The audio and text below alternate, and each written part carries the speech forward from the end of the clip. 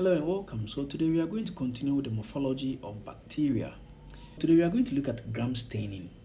And this was developed by a Danish physician called Christian Gram in 1884. And he was able to identify that gram-positive bacteria remain colored after staining, whilst gram-negative bacteria do not retain the dye and must be counterstained.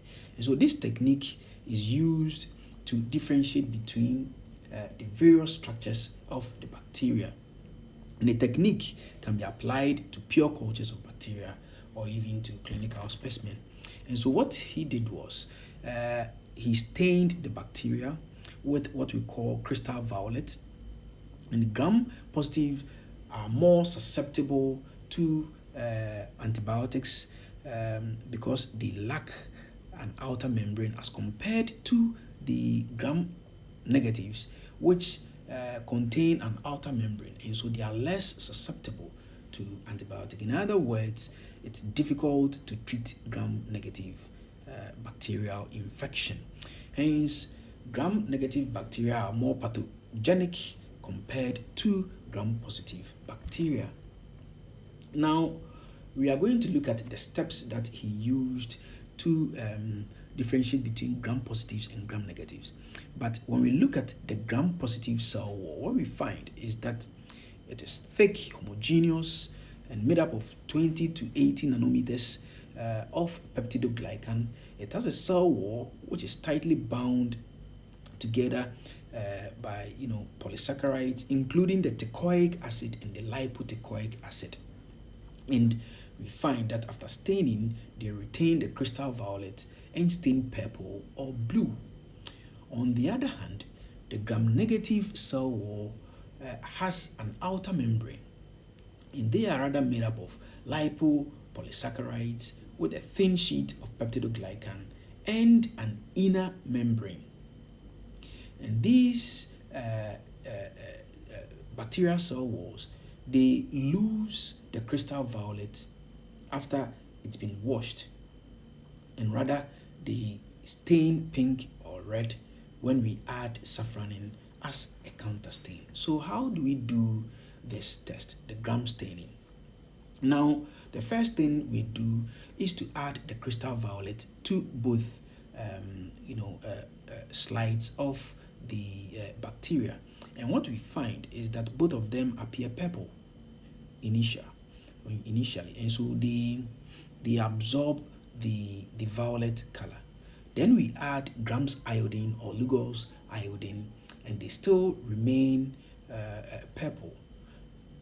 Why they remain purple is because the Lugol's iodine is to help the bacterial structure to absorb the the stain very well.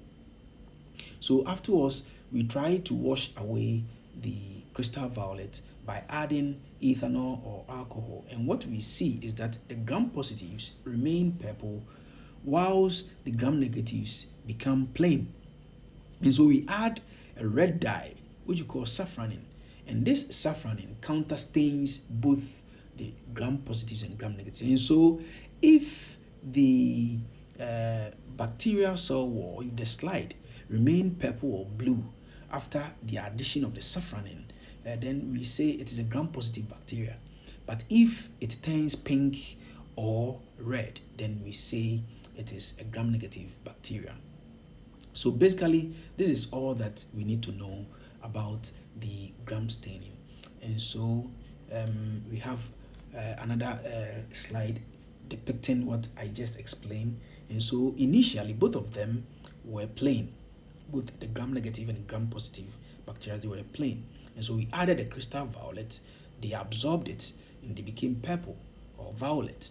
Now when we added the iodine to make them absorb the crystal violet so much, they still remain purple.